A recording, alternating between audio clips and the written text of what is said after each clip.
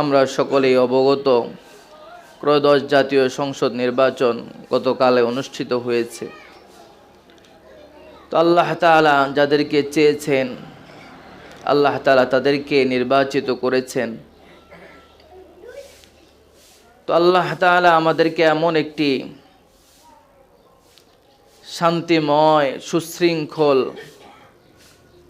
ইসলাম নামক এটি ধর্ম দান করেছেন, যার মধ্যে মানব জাতির সর্বক্ষেত্রে কি করণীয় কি বর্জনীয় রয়েছে, তারই ধারাবাহিকতায় যারা বিজয় অর্জন করেছে এবং যারা অর্জন করতে পারে নাই তাদের ব্যাপারে আল্লাহ তাবারক ওয়া তাআলা কি বলেছেন, বিজয় অর্জন করার পরে তাদের কি করণীয় আছে কি বর্জনীয় আছে, এই সম্পর্কে কিছু কথা বলে আমি রমজানুল মুবারক সম্পর্কে কিছু কথা বলবো ইনশাআল্লাহ। মুহতারাম হাজিরিন, নবী আলাইহিস সালাতু ওয়াস সালাম ফাতেহে মক্কা বিজয় অর্জন করেছেন। ফাতেহে মক্কা বিজয় অর্জন করার পরে নবী আলাইহিস সালাতু ওয়াস সালাম উটের পিঠে উঠে যখন মক্কা নগরীতে গেলেন, প্রবেশ করলেন, যেই মক্কা নগরীর সমস্ত মানুষগুলো যার দুনিয়া থেকে বিতাড়িত করার জন্য ষড়যন্ত্র এঁটেছে, যাকে চিরতরে শেষ করে দেওয়ার জন্য এমন কোনো ষড়যন্ত্র নাই করে নাই, শেষ পর্যন্ত মাতৃভূমি থেকে তাড়িয়ে দিয়েছেন। আল্লাহ তাবারক ওয়া তাআলা মহান রব চেয়েছেন আবার তার মাতৃভূমিতে বিজয়ের সাথে তাকে আবার স্থানে ফিরিয়ে দিলেন। মানুষ ভীত সংস্কৃত ছিল যে না জানি মুহাম্মদ সাল্লাল্লাহু আলাইহি সাল্লাম এসে আমাদেরকে মৃত্যুর আদেশ দেন না কি করেন, ভয়ে ছিলেন। নবী আলাইহিস সালাতু ওয়াস সালাম যে প্রথমে ঘোষণা দিলেন আজকে কোনো প্রতিশোধ নেওয়ার দিন নয়, আজকে ক্ষমার দিন। আল্লাহর পক্ষ থেকে আল্লাহ রসুল সবাইকে ক্ষমা করে দিলেন, বলেন না সুবহানাল্লাহ। মুহতারাম হাজিরিন, এভাবে বদরের যুদ্ধে, হুনাইনের যুদ্ধে, বিভিন্ন যুদ্ধে এই ইতিহাস আমরা দেখতে পাই। স্মৃতির পাতায়, ইতিহাসের পাতায় আমাদেরকে শিক্ষা রেখে দিয়েছেন বিজয় অর্জন করার পরে কি করণীয় আছে। যারা বিজয় অর্জন করেছে তাদের কাছে সমস্ত বিজয়ের একমাত্র মালিক কে? আল্লাহ। তো আল্লাহ তাআলা যেহেতু বিজয়ের মালিক, আল্লাহ তাআলা বিজয় দান করেছেন। সর্বপ্রথম আল্লাহ তাআলা বলেন, হে নবী, যখন ইসলামের জয়গান আর বিজয় আসতে থাকবে, ইদা জা নাসরুল্লাহি ওয়াল ফাত, ইসলামের জয় এবং বিজয় আসবে, ওয়ারাআইতান নাস ইয়াদখুলুনা ফি দীনিল্লাহি আফওয়াজা, নতুন করে মানুষ ইসলামে আসতে থাকবে, আগমন করতে থাকবে, ইসলামে দাখিল হতে থাকবে।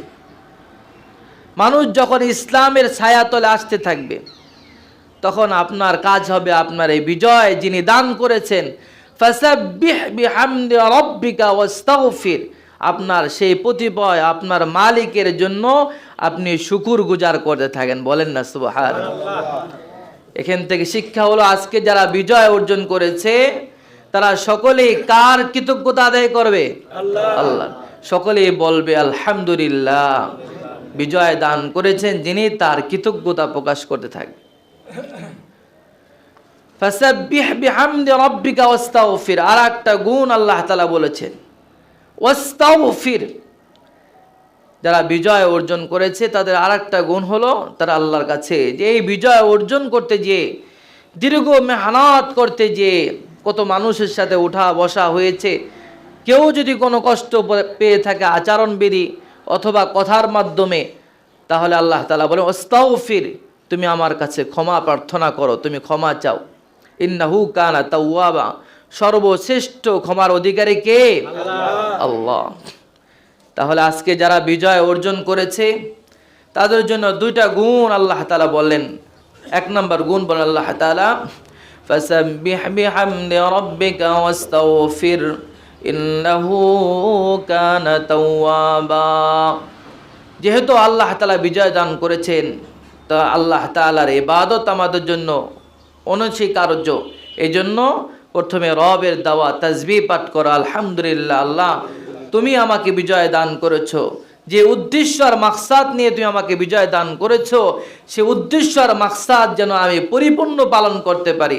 আমি যেন মানুষের সেবা, জাতীয় সেবা, আমার দায়িত্বকালীন যেন একটা পশু যেন আমার নেতৃত্ব দিনে কষ্ট না পায়, এই জন্য সর্বপ্রথম আল্লাহর কাছে শুকরগুজার করা, আলহামদুলিল্লাহ।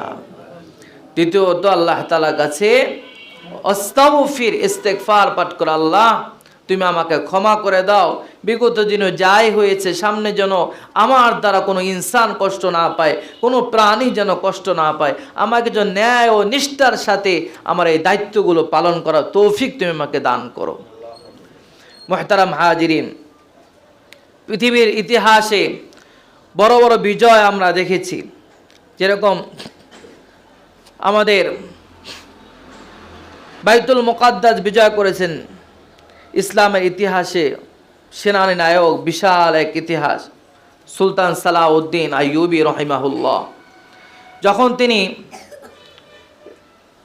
আমাদের বাইতুল মুকাদ্দাস যখন পুনরুদ্ধার করলেন, যখন তিনি এই উদ্ধার করে কার্য শেষ করে যখন বিশাল সেনা দল নিয়ে প্রবেশ করলেন, সুলতান সালাউদ্দিন আইয়ুবী রহিমাহুল্লাহ তিনি প্রথমে যে সমস্ত মানুষের প্রথমে নিরাপত্তা দান করেছেন, সমস্ত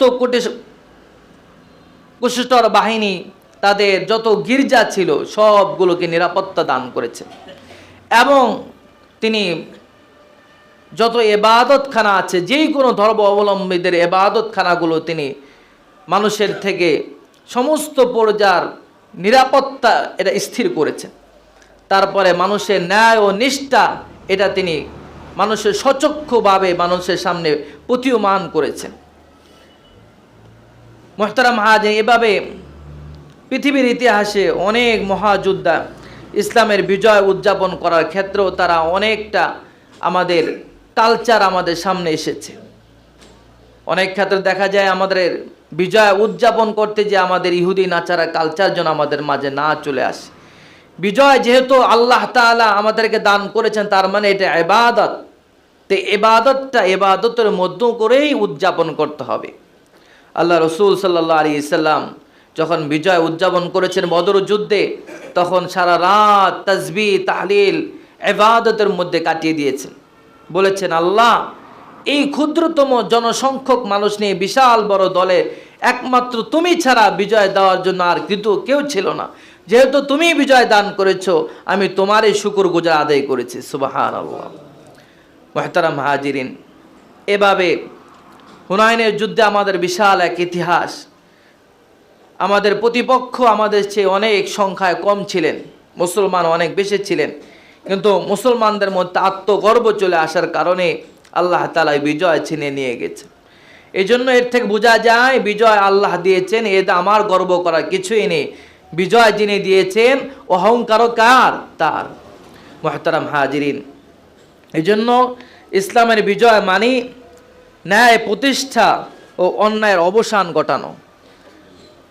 ইসলামের বিজয় মানে হলো ন্যায় প্রতিষ্ঠা করা, ইনসাফ প্রতিষ্ঠা করা।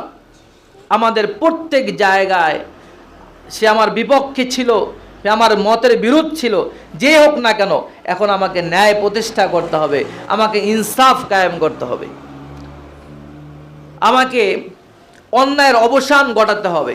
যেখানে আমার অন্যায় আছে, যেখানে দেশ ও রাষ্ট্র ইসলামের বিরোধিতা আছে, যেখানে ইসলামের বিরুদ্ধে কাজ আছে, সেটাকে আমাকে সমাজ থেকে রাষ্ট্র থেকে অবসান ঘটানোর জন্য সর্বোত্তক চেষ্টা মুজাহাদা আমাকে করতে হবে।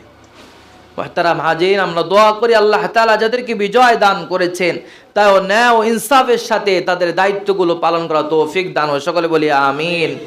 আল্লাহ তাআলা আমাদের সকলের বিজয় উদযাপন করা ইবাদতের সাথে কাটানো তৌফিক দান করে। সকলে বলি আমিন।